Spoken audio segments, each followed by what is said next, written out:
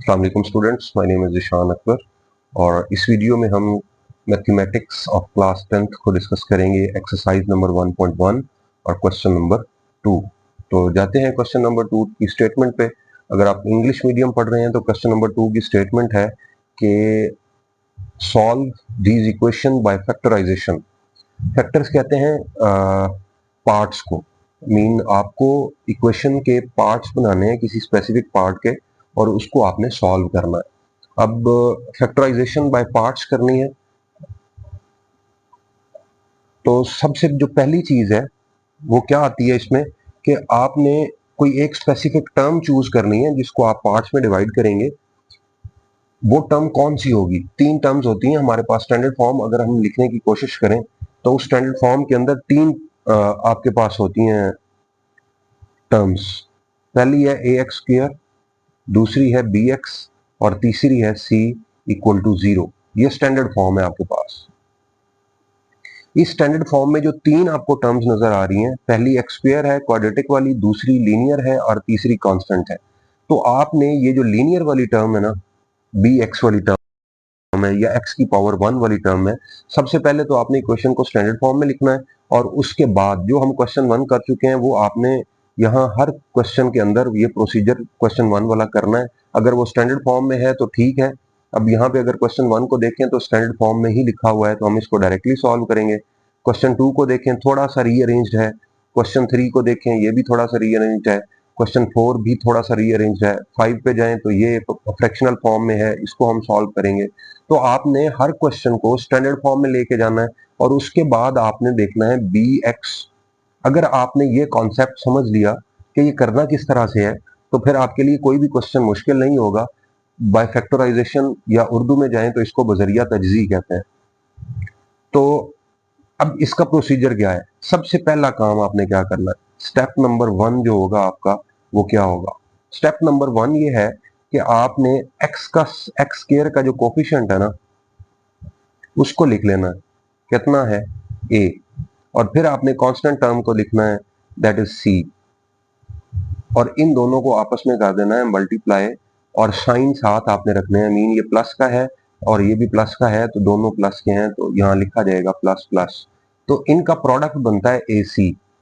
और इसी तरह से आपने एक्स का कोफिशिएंट लिख लेना है विच इज बी। ये आपका स्टेप 2 होगा। ये जब दोनों लिख लेंगे अब आपका काम शुरू होता है जो कि आपके एक्सपीरियंस पे डिपेंड करेगा, एक्सरसाइज पे डिपेंड करेगा कि आप कितनी अच्छी एक्सरसाइज करते हैं। तो आपकी एक्सपर्टीज में इजाफा होगा हर नए क्वेश्चन के साथ। बी के आपने कितने पार्ट्स बनाने हैं? 2 पार्ट्स बनाने हैं। बी के 2 पार्ट्स बनाएंगे और वो पार्ट्स ऐसे नहीं बना देने कि रैंडमली जिस तरह से मर्जी आपका दिल करे पार्ट बनाएंगे, ऐसे नहीं होगा। आपने बी के पार्ट्स इस तरह से बनाने हैं कि वो आपस में ऐड भी हो जाए और आपस में मल्टीप्लाई भी हो। अगर वो ऐड हो तो एंड पे आंसर बी ही आए और जब वो मल्टीप्लाई हो तो उनका आंसर ए सी आए। ये वाला सिंपल। अगर ऐड करेंगे तो answer same as it is B वापस आ जाएगा क्योंकि वो बी को आपने फैक्टर्स में चेंज करना है। तो बेसिकली जो फैक्टराइजेशन होगी वो इस पे लग रही होगी, बी एक्स पे, बी पे लग रही होगी। बी के आपने फैक्टर्स बनाने हैं और वो किस तरह से बनाने हैं उसका रूल है। हम एक दो क्वेश्चंस करेंगे तो वहां मैं आपको समझा दूंगा तो आप क्लियर हो जाएंगी चीजें। जिनको हम ऐड करें तो वापस वही बी आ जाए हमारे पास और जिनको हम मल्टीप्लाई करें तो हमारे पास ए सी आ जाए जो कि आपके एक्स स्क्वायर का और कांस्टेंट का प्रोडक्ट है, हासिल ज़रब है। तो ये सिंपल सा रूल है आपका। स्टेप 1 और स्टेप 2 में आपका क्वेश्चन सॉल्व हो जाएगा और फिर आपने अगले स्टेप में स्टेप 3 के अंदर ए एक्स स्क्र प्लस ये दो फैक्टर्स लिख देने हैं बी एक्स के और plus C as it is लिखना है और इक्वल टू क्या कर देना है? 0। तो ये तीन टर्म्स को आपने चार टर्म्स में डिवाइड करना है। आपने ये जो मिडिल टर्म है इसके कितने फैक्टर्स बना लेने हैं? 2 फैक्टर्स बना लेने हैं। हम जाते हैं क्वेश्चन पे, पार्ट नंबर 1 पे, क्वेश्चन 2 के। तो यहाँ पे देखें आपको नजर आ रहा है क्वेश्चन लिखा हुआ x square minus x minus 20। अब इसमें एक्स स्क्वायर का कोफिशिएंट ए क्या है? 1 है तो मैं इसको लिखता हूँ 1 और आगे लिखना है आपने मल्टीप्लाई बाय। और कांस्टेंट क्या है? -20। ये विद सिंबल लिखना है आपने, दैट इज -20। तो इसका आंसर क्या आता है, -20। ये आ गया आपका स्टेप 1।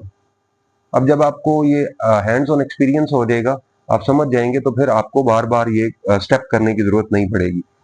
दूसरा स्टेप क्या है, स्टेप नंबर 2। वो क्या है, वो आपने लिखना है x का कोफिशिएंट जिसको हम b कहते हैं, और वो किसके इक्वल है, -1 के इक्वल है। यहाँ पे देखें, ये यहाँ इसके साथ 1 है। अब मैं इसको ऐसे कहता हूँ कि जिसके साथ कोई नहीं होता उसके साथ अल्लाह होता है, और अल्लाह एक है। तो यहाँ पे एक के साथ माइनस भी आएगा, ये -1, ये उसकी मैग्नीट्यूड है विद साइन। तो इस -1 के आपने कितने फैक्टर्स बनाने हैं, 2 फैक्टर्स बनाने हैं, इन अ वे कि उनको जब हम ऐड करें तो आंसर -1 ही आए, और जब हम उनको मल्टीप्लाई करें तो आंसर कितना आए, ये वाला -20। ये सिंपल सा रूल है इसका। अब -1 के आप फैक्टर्स बनाएं। -1 के कितने फैक्टर्स होते हैं, अब देखिए मैं एक अननोन स्टूडेंट के तौर पे काम करता हूं। -1 के फैक्टर्स बन सकते हैं -2 और +1। अब -2 +1 को ऐड करें तो आंसर -1 ही आता है। ये तो ठीक है, ऐड होके -1 आ रहा है, लेकिन इनको मल्टीप्लाई अगर करें हम, -2 मल्टीप्लाई बाय 1, तो ये -2 आता है, हालांकि ये 20 आना चाहिए। इसी तरह से आप आगे जाएंगे, आप क्या करें, -3 +2 कर दें तो आंसर तो -1 आता है, लेकिन जब -3 मल्टीप्लाई बाय +2 करेंगे तो आंसर -6 आएगा, जो कि ये फॉलो नहीं कर रहा। एडिशन पे तो ठीक चल रहे हैं हम, लेकिन मल्टीप्लीकेशन का मसला है। -4 +3 कर दें तो आंसर तो -1 आता है, जो कि रिक्वायर्ड है इनके ऐड करने के बाद आंसर -1 आए, लेकिन -4 मल्टीप्लाई बाय 3 करेंगे तो आंसर आएगा -12। अब आप नेक्स्ट स्टेप पे जाएंगे, -5 +4 कर दें तो आंसर इनका -1 ही आता है, लेकिन जब -1 और 4 को मल्टीप्लाई करेंगे तो आंसर कितना आएगा, -20। और यही हमें रिक्वायर्ड था कि मल्टीप्लाई करें उन 2 फैक्टर्स को, तो आपका जो आंसर है वो ए और सी का प्रोडक्ट आना चाहिए, मीन -20 आना चाहिए, जो हमने स्टेप 1 में फाइंड किया था। और स्टेप 2 जो है वो यही एक बारगेन है, स्टेप बाय स्टेप प्रोसीजर है कि आप इससे किस तरह से वो फैक्टर हासिल कर सकते हैं। अब इसका एक तरीका तो ये है, इस पे टाइम लगेगा, ये आपको एक्सपीरियंस बेस्ड आएंगी चीजें। अगर मैं अपने एक्सपीरियंस पे जाता तो फिर मैं ये सारी चीजें ना करता, मैं डायरेक्ट -4 और -5 और +4 पे चला जाता और ये सोल्यूशन हो जाता। अब इसका एक और प्रोसीजर है, उस प्रोसीजर को अगर हम अडॉप्ट करना चाहें तो वो भी अडॉप्ट कर सकते हैं।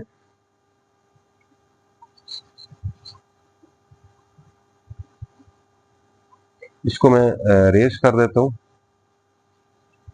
कि जितना भी मैंने प्रोसीजर किया है, ताकि हम जो ओरिजिनल वे आउट है जिससे हम इजीली इसको सॉल्व कर सकते हैं उसकी तरफ जाएं। अब उसके लिए जो तरीका कार है वो बहुत सिंपल है। वो ये है कि आपने इस 20 को यहां लिख लेना है और 20 के फैक्टर्स पे डिवाइड करते जाना, जो मिनिमम नंबर जिस पे ये डिवाइड हो सकता है। 2 पे डिवाइड हो सकता है, फिर ये 2 पे डिवाइड हो सकता है, और उसके बाद फिर ये 1 पे डिवाइड होगा, और सॉरी 5 पे डिवाइड होगा, तो ये 1 बच जाएगा। यहाँ अपने एंड पे 1 बचाना है, रिमाइंडर, इसको रिमाइंडर कहते हैं।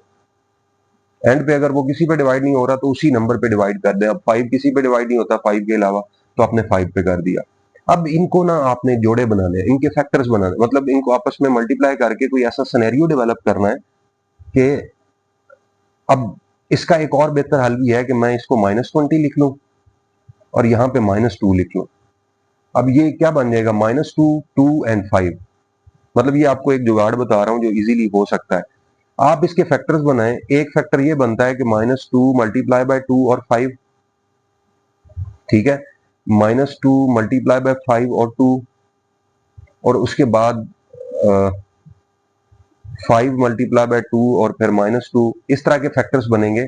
अब ये जो नेगेटिव मैंने लिखा था इसकी वजह से प्रॉब्लम आ गई कि ये माइनस माइनस माइनस और ये प्लस, -4 बनेंगे और ये 5 अकेला आ जाएगा, तो यहाँ पे प्रॉब्लम क्रिएट होगी।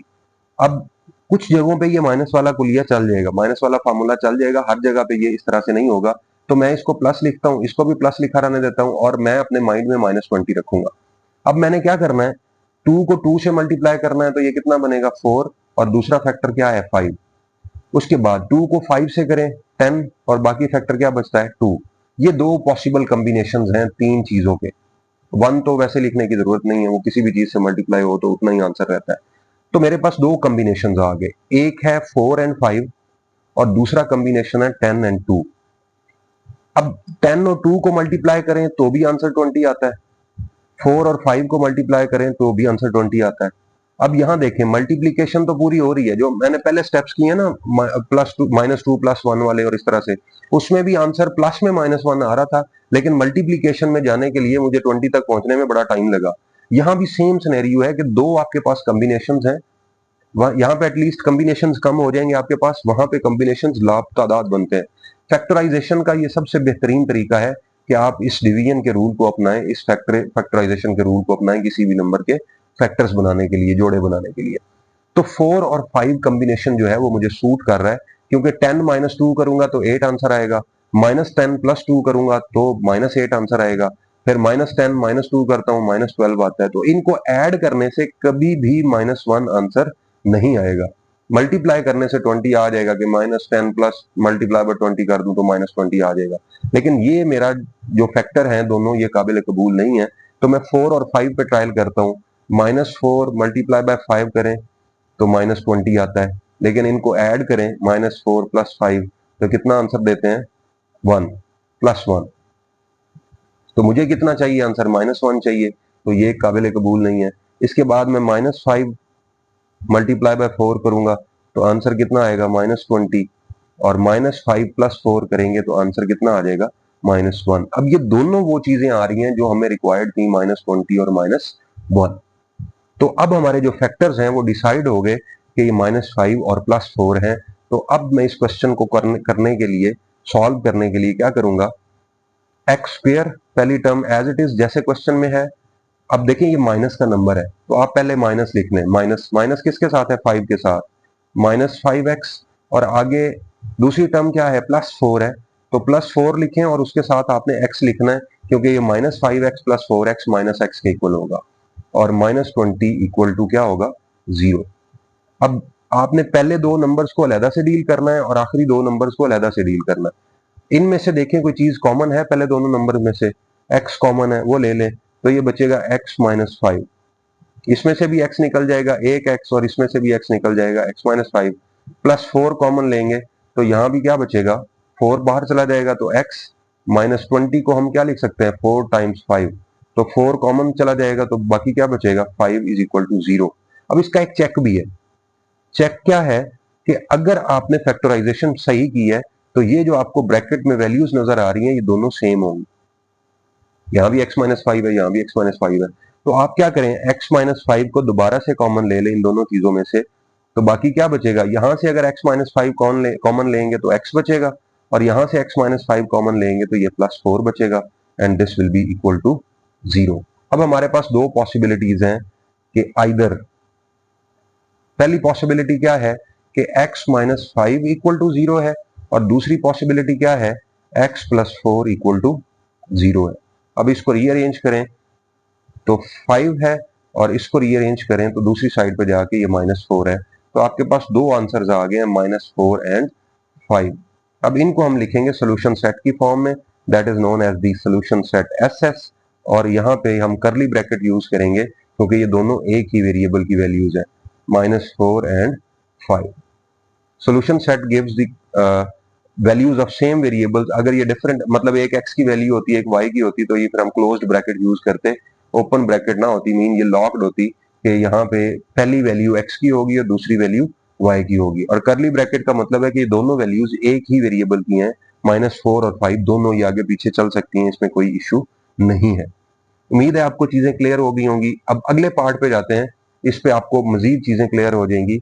हम इसको रीअरेंज करेंगे, 3y² is equal to, y को y से मल्टीप्लाई करें तो ये y² बनेगा -5y, इसको उधर शिफ्ट करें, 3y² -y² + 5y is equal to 0।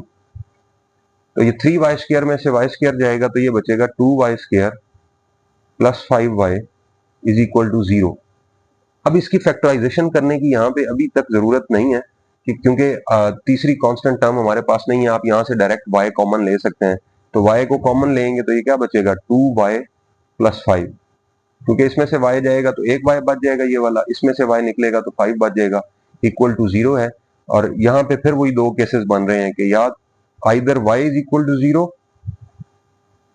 और 2y प्लस 5। अब ये क्यों हम लिख रहे हैं, वो कह रहा है इन दोनों का जो प्रोडक्ट है वो इक्वल टू 0 है। इसका मतलब यही है, या तो ये टर्म 0 होगी तो ये मल्टीप्लाई होकर 0 हो जाएगा, या फिर ये टर्म 0 होगी तो ये मल्टीप्लाई होकर 0 हो जाएगा। दो पॉसिबिलिटीज है। अब y इक्वल टू 0 एक आंसर आ गया, और दूसरा आंसर क्या बनता है, 2y इज इक्वल टू -5 और y इज इक्वल टू -5/2। ये 2 मल्टीप्लाई हो रहा है, दोनों साइडों पे डिवाइड कर देंगे तो ये इससे कैंसिल हो जाएगा, तो -5/2। तो यहां भी हम सोल्यूशन सेट लिखेंगे, that is equal to in curly bracket -5/2 into 0। तो ये आपका सोल्यूशन सेट है क्वेश्चन नंबर 2 के लिए, जो आपका y की दो वैल्यूज हैं जो सोल्यूशन सेट आ रही हैं, मतलब इस इक्वेशन से y की दो वैल्यूज। अब हमें दो वैल्यूज ही क्यों मिली हैं, ये भी क्वेश्चन है। इस क्वेश्चन में भी दो वैल्यूज थी, यहाँ पे देखें -4 और 5, सॉरी इसमें हाँ। और जो आपकी दूसरा क्वेश्चन है उसमें भी आपको दो वैल्यूज मिली है, -5/2 और 0। उसकी वजह ये है कि हमारी जो इक्वेशंस हैं वो क्वाड्रेटिक इक्वेशंस हैं, mean these are equations are of second degree. Normally ये होता है, हर इक्वेशन में ऐसी पॉसिबिलिटी नहीं है, लेकिन normally most of the times यही होता है कि जितनी इक्वेशन की डिग्री होती है उतने ही उस इक्वेशन के आंसर्स आते हैं।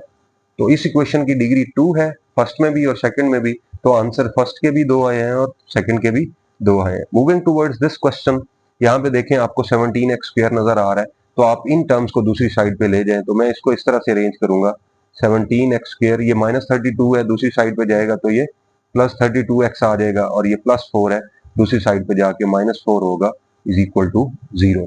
अब इसमें हमें स्टेप करने पड़ेंगे। स्टेप 1 क्या कहता है, स्टेप 1 सेज कि आपने a को और c को मल्टीप्लाई करवाना है। a आपके पास 17 है और c आपके पास है -4। इसको मल्टीप्लाई करेंगे तो -68 आएगा, इसको आप नोट करें। और स्टेप नंबर 2 आता है आपके पास, वो क्या है, आपका कोफिशिएंट ऑफ x है, वो है 32। ये आपकी स्टैंडर्ड फॉर्म में आपने देखना है, ओरिजिनल क्वेश्चन को आपने अब छोड़ देना है। स्टैंडर्ड फॉर्म में देखें जो कोफिशिएंट्स बन रहे हैं उनको आपने लिखना है after setting the equation in standard form. अब हम क्या करेंगे, हम फैक्टराइजेशन करेंगे किसकी, 68 की। स्टेप 1 से जो आंसर आएगा उसकी फैक्टराइजेशन करेंगे, स्टेप 2 वाले आंसर की फैक्टराइजेशन नहीं करेंगे। वो सिर्फ चेक में आपको मिलेगा कि वाकई वो आता है या नहीं आता।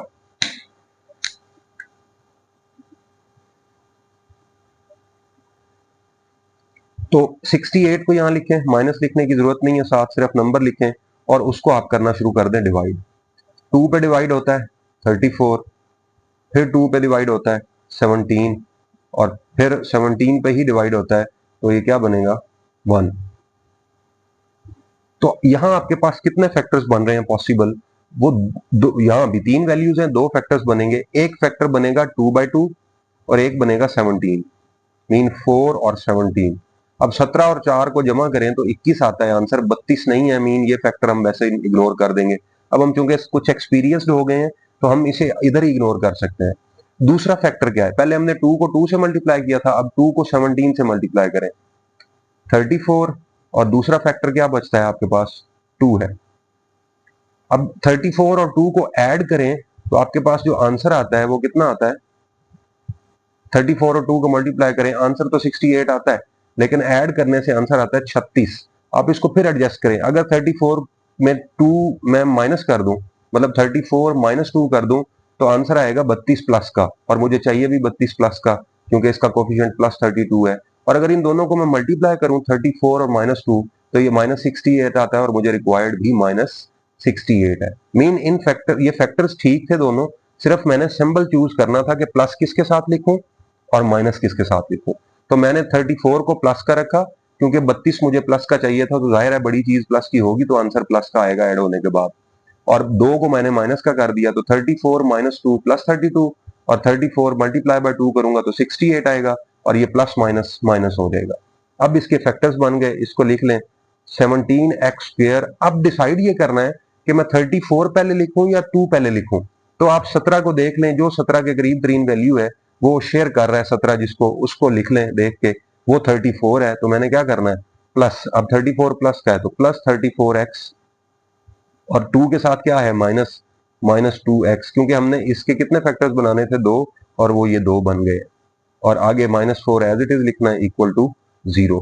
अब यहां से आप 17x कॉमन ले सकते हैं पहली दो चीजों में से, और अगली दो से भी एक कॉमन लेंगे, और 17x कॉमन लेंगे, 17 भी बाहर x भी बाहर, तो क्या बचेगा x प्लस x बाहर चला गया, और इसमें से 37 को हम 17/2 लिख सकते हैं, तो यहाँ पे 2 बच जाएगा। यहां से आप क्या कॉमन लें, माइनस लें, क्योंकि इसमें भी माइनस है और इसमें भी, ये भी माइनस है और ये भी माइनस है, तो माइनस भी कॉमन ले लें और 2 भी कॉमन ले लें, तो यहाँ क्या बचेगा x, यहां से भी माइनस जाएगा तो प्लस हो जाएगा, यहां से भी माइनस जाएगा तो +2 रह जाएगा इक्वल टू 0। अब इसका चेक मैंने क्या बताया था आपको, कि चेक करने के लिए आप क्या करेंगे, ये जो ब्रैकेट में टर्म आ गई ये सेम होगी। अगर आप यहां से सिर्फ 2 कॉमन लेते तो अंदर वाली जो टर्म है वो डिफरेंट होती, तो आपके लिए परेशानी का बायस बनती, ये आप कहते जी मेरा क्वेश्चन ठीक नहीं है, तो आपने -2 कॉमन लेना, तो आपका क्वेश्चन ऑटोमेटिकली ठीक हो जाएगा। तो अब यहां देखें, x +2 जो है दोनों में से कॉमन है, वो कॉमन ले लें, और बाकी क्या बचेगा, ये 17x बचेगा और -2 बचेगा, दैट इज इक्वल टू 0। अब आइदर दो ऑप्शन है हमारे पास इस इक्वेशन को जीरो करने के लिए, एक ऑप्शन ये है कि या तो x + 2 0 हो जाए, या फिर 17x - 2 इक्वल टू 0 हो जाए। अब हम दोनों पॉसिबिलिटीज चेक करेंगे, x यहां से -2 के इक्वल आ रहा है, ये एक ऑप्शन है, और दूसरा ऑप्शन है 17x = 2, ये माइनस उधर जाके प्लस हो जाएगा, या फिर x = 2/17 है, इस 17 पे डिवाइड कर दे दोनों साइडों पे, तो ये इससे कैंसिल हो जाएगा। तो हमारे पास सोल्यूशन सेट जो आया कि there are two values of x, -2 and 2/17। इन दोनों वैल्यूज को अगर इस इक्वेशन में आप पुट करेंगे तो इक्वेशन की दोनों साइड्स इक्वल आ जाएंगी, इन वैल्यूज का ये मतलब है, फिजिकल मीनिंग ये है इनका। क्वेश्चन नंबर 4 पे जाएं, पार्ट नंबर 4 पे, इसको आप रीअरेंज कर लें, x² - 11x, ये +52 है, उधर जाके -152 हो जाएगा, इक्वल टू 0 है। स्टेप 1 अब हम डायरेक्ट जाएंगे, 152 माइनस का है, और स्टेप 2 में आपके पास -11 है, तो आपने क्या करना है, 152 की फैक्टराइजेशन करनी है। इसी तरह से आप किस पे डिवाइड करेंगे, 2 पे, 2 7 are 14, 2 6 are 12, फिर 2 पे जाएं, 2 3 are 6, 2 8 are 76, और 16, फिर 2 पे जाएं 19, और फिर 19 पे डिवाइड करेंगे तो ये 1 आ जाएगा। अब इनकी आपने पेयरिंग इस तरह से करनी है कि उनको हम ऐड करें तो -11 आंसर आए, और मल्टीप्लाई करें तो 152 आंसर आए। अब मल्टीप्लाई करने का तो इश्यू नहीं है, वो तो चेक करने की जरूरत ही नहीं है। अब आपने सिर्फ जज ये करना है कि इनको ऐड किस तरह, मतलब इनके पेयर किस तरह से बनाए। 2 को 2 से मल्टीप्लाई करें 4, और फिर 2 और 19 बचते हैं, तो ये बनता है 38। अब 38 और 4 को जितना मर्जी आप ऐड सब्ट्रैक्ट कर लें, 11 कभी भी नहीं बनता, तो ये पेयर तो कैंसल्ड है। मतलब 38 - 4 कर देंगे तो 34 आएगा, -38 - 4 कर देंगे तो -34 आएगा, -38 - 4 कर देंगे तो आंसर -42 आ जाएगा, तो 11 कभी भी नहीं आता। उसके बाद ऑप्शन क्या है कि 2 को 2 से मल्टीप्लाई करें, फिर 2 से मल्टीप्लाई करें, तो ये बनता है 8, और उसके बाद फिर बच जाता है 19। 19 और 8 को अगर जमा करें आप दोनों को, ये भी प्लस का हो ये भी प्लस का हो, तो ये 27 बनता है, 11 नहीं बनता, इसका मतलब रिजेक्टेड सिंबल्स। अगर आप 8 को माइनस का रख लें और 19 को जमा का रख लें, तो ये आंसर जमा का 11 आता है, जो कि हमें नहीं चाहिए, हमें तो माइनस का 11 चाहिए। अब इनका प्रोडक्ट चेक करने की जरूरत नहीं है, वो 152 ही होगा। 19 को 8 से जरब देंगे 152 होगा, और प्लस माइनस ये माइनस ही रहेगा। अब अगला ऑप्शन क्या है कि मैं इसको प्लस का कर दूं 8 को, और 19 को माइनस का कर दूं, तो फिर ये इन दोनों को ऐड करें तो आंसर -11 आता है, और दोनों को मल्टीप्लाई करें तो आंसर -152 आता है। मीन -19 मल्टीप्लाई बाय 8 करेंगे तो आंसर आएगा -152, और -19 + 8 करेंगे तो आंसर आएगा -11। तो अब फैक्टर्स हमें मिल गए हैं, x² -11x के दो फैक्टर बने, एक है -19x और एक है +8x। ये वाले फैक्टर्स आपने ये उठाने हैं सिंपल, और इनके साथ लिखना क्या है, x लिख देना है आपने, -19x + 8x और 152 एज इट इज आ जाएगा इक्वल टू 0। तो x कॉमन ले लें, इन दोनों में से x कॉमन है तो ये बचेगा x माइनस 19, और यहाँ पे प्लस है चूंकि तो फिर माइनस कॉमन लेने की जरूरत नहीं है, 8 लें और x माइनस यहाँ पे ऑटोमेटिकली 19 बच जाएगा। आप कैलकुलेटर से बेशक 152 को 8 पे डिवाइड करके देख लें। अब यहाँ देखें, फिर चेक कॉमन पूरा हो रहा है, दोनों सेम है, x माइनस 19 कॉमन ले लें और उसके बाद क्या बचेगा, यहाँ से ये चला जाएगा तो x बचेगा और यहाँ से ये चीज बाहर चली जाएगी तो प्लस 8 बचेगा equal to 0। x minus 19 is equal to 0 and x plus 8 is equal to 0। x is equal to 19 and x is equal to minus 8। Solution set लिख दें कि ये दो वैल्यूज हैं जिनको अगर हम अपने क्वेश्चन की इक्वेशन में पुट करें तो वो सही साबित हो जाएगी। मतलब आप -8 पुट करें इधर तो आपका आंसर 52 आएगा, सॉरी 152 आएगा जो कि राइट साइड का आंसर है। और अगर आप 19 पुट कर दें तब भी आपका लेफ्ट साइड का आंसर जो है वो 152 आएगा और राइट हैंड साइड और लेफ्ट हैंड साइड आपस में इक्वल हो जाएगी। उसके बाद क्वेश्चन नंबर 5 पे जाएं और 6, ये दोनों एक तरह के क्वेश्चंस हैं तो मैं क्वेश्चन नंबर 6 सॉल्व कर देता हूं, 5 आप खुद सॉल्व कर लीजिएगा क्योंकि इसमें 3 एक्स वाली टर्म्स हैं, वहां पे 2 हैं। तो 5 लास्ट में भी मैंने आपकी प्रैक्टिस के लिए छोड़ा था, अगर नहीं होगा तो मुझे बताइएगा, मैं कर दूंगा। और 6 को मैं सॉल्व करने जा रहा हूँ। ये सेम वही एलसीएम वाला रूल है, 2 by x minus 9 is equal to, अब इधर लेना है आपने एलसीएम, ये दोनों टर्म्स एज एलसीएम यूज होंगी, x minus 3 into x minus 4। x minus 3 से x माइनस 3 कैंसिल हो जाएगा तो बाकी कौन है, x माइनस 4, ये ऊपर चला जाएगा, ब्रैकेट में लिखें और फिर माइनस है ये वाला, ये जो माइनस है इसको एज इट इज कॉपी करना है और ब्रैकेट लिखना है। x माइनस 4 से x माइनस 4 कटेगा तो अंदर क्या बचेगा, x माइनस 3। तो ये बचेगा 2 over x minus 9 equal to, ये है x माइनस 4, ये माइनस को अंदर मल्टीप्लाई करेंगे तो ये बचेगा minus x plus 3 divide by, ये इनको मल्टीप्लाई कर दें, ये बनेगा एक्स स्क्वायर, एक्स एक्स से मल्टीप्लाई होगा और एक्स माइनस 4 से मल्टीप्लाई होगा तो माइनस 4x, फिर माइनस 3 इस x से मल्टीप्लाई होगा तो माइनस 3x, और माइनस 3 माइनस 4 से मल्टीप्लाई होगा तो माइनस माइनस प्लस, और 3 टाइम्स 4 इक्वल टू 12। अब फिर हम क्या करेंगे, इसको आगे प्रोसीड करेंगे, 2 डिवाइड बाय सिंप्लीफाई करना है, x minus 9 is equal to, ऊपर जो आपका आंसर बचता है x माइनस एक्स प्लस खत्म हो जाएगा, माइनस 4 प्लस 3 माइनस 1 बचेगा और डिवाइड बाय ये बनेगा एक्स स्क्वायर, माइनस 4 है माइनस 3 है तो ये हो ऐड जाएंगे लेकिन सिंबल माइनस का आएगा और साथ हम प्लस 12 लिखेंगे। इनको अब क्रॉस मल्टीप्लाई कर दें, एक डिनोमिनेटर को दूसरे न्यूमिनेटर से, तो 2 को एक्स स्क्वायर से मल्टीप्लाई करें तो ये बनेगा 2x स्क्वायर, फिर 2 को माइनस 7x के मल्टीप्लाई करें तो माइनस 14x, और फिर 2 को 12 से करें तो ये आता है 24, और उसके बाद x माइनस 9 को माइनस 1 से करेंगे तो ये माइनस 1 है चूंकि, तो ये इन दोनों के सिंबल चेंज कर देगा, x को कर देगा ये माइनस एक्स और माइनस 9 को कर देगा ये प्लस 9। अब इसको शिफ्ट कर लें लेफ्ट साइड पे तो ये क्या बनेगा, 2x square minus 14x plus 24, और ये माइनस एक्स इस साइड पे जाके प्लस एक्स हो जाएगा, और ये प्लस 9 है तो इधर जाके माइनस 9 होगा इक्वल टू 0। इसको आप सिंप्लीफाई कर लें, this will B 2x square, तो ये माइनस 14x प्लस एक्स है तो ये बनेगा माइनस 13x, और फिर ये प्लस 24 माइनस 9 है तो ये आएगा प्लस 15 इज इक्वल टू 0। तो ये आपकी स्टैंडर्ड फॉर्म में आई है। अब आप इसकी फैक्टराइजेशन करेंगे, जब तक आपकी इक्वेशन स्टैंडर्ड फॉर्म में नहीं होगी आप उसकी फैक्टराइजेशन नहीं कर सकते। अब क्या करेंगे, वही स्टेप 1 पे जाएं। अब स्टेप 1 में ऊपर इसलिए लिख रहा हूं कि आपको याद रहे, स्टेप 1 क्या है कि आपने a और c को मल्टीप्लाई करना। a आपके पास क्या है, यहाँ पे एक्स स्क्वायर का कोफिशिएंट 2 है, और c यहाँ पे क्या है वो 15 है, दोनों प्लस के हैं, तो आंसर क्या आता है 30। और फिर आपके स्टेप 2 में क्या आता था, कोफिशिएंट ऑफ x आपने लिखना है और वो कितना है -13।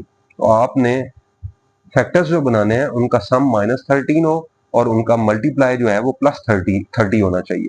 तो हम इस 30 की ही फैक्टराइजेशन कर देंगे, 2 पे डिवाइड करें 15 आता है, फिर 3 पे डिवाइड करें 5 आता है, फिर 5 पे डिवाइड करें तो 1 आता है। अब इसके फैक्टर्स पॉसिबल कितने हैं, 2 को 3 से मल्टीप्लाई करें 6, और 5 अकेला रह जाएगा। तो 6 और 5 11, -6 जमा 5 -1, 6 - 5 1, तो ये तो पॉसिबल नहीं है। फिर दूसरा फैक्टर है 2 ज़रब 3 करें और सॉरी 2 ज़रब 5 कर दें 10, और फिर 3 अकेला रह जाएगा। तो अब आप करके देखें, 10 जमा 3 13 बनता है, लेकिन हमें तो माइनस का 13 चाहिए। तो माइनस इसको करें 10 को, -10 जमा 3, तो ये -7 बन जाएगा। फिर इसको माइनस करें, -10 -3 -13 हो जाएंगे ऐड होके, और अगर इनको मल्टीप्लाई करेंगे तो माइनस माइनस प्लस, अब ऐड करें तो -13 है और मल्टीप्लाई करें तो ये +30 बनता है। Minus into minus plus, 10 times 3 is 30। तो हमारे पास जो पेयर बनेंगे वो -10 और -3, आप इसके साथ भी x लिख दें, इसके साथ भी x लिख दें। तो अब इसके नीचे लिखें आप 2x² -10x -3 as it is आपने लिख देने हैं, कोई उसमें टेंशन लेने की जरूरत नहीं है, +15 इज इक्वल टू 0। तो यहाँ से देखें 2 भी कॉमन है क्योंकि 10 2 पे भी डिवाइड हो जाता है, और x भी कॉमन है, तो यहाँ से 2x कॉमन ले लें, तो ये यहाँ से 2 भी चला गया, x भी चला गया, तो एक x बचेगा माइनस। अब 10 को हम क्या लिखते हैं 2 टाइम्स 5, x भी बाहर चला गया और 2 भी बाहर चला गया, तो बाकी क्या बचा 5। अब इस टर्म के साथ देखें -3 है, तो वो आपने कॉमन लेना है लाजमी। तो -3 जब बाहर चला जाएगा तो अकेला x बच जाएगा, और 5 को हम लिखते हैं 3 टाइम्स 5। अब यहाँ पे देखें माइनस जब कॉमन जाएगा तो ये प्लस है और ब्रैकेट आ गई है, तो प्लस से जब माइनस निकालेंगे तो ये माइनस बच जाएगा, और आगे क्या बचेगा नेक्स्ट, क्योंकि 3 बाहर चला गया तो 5 बचा इक्वल टू 0।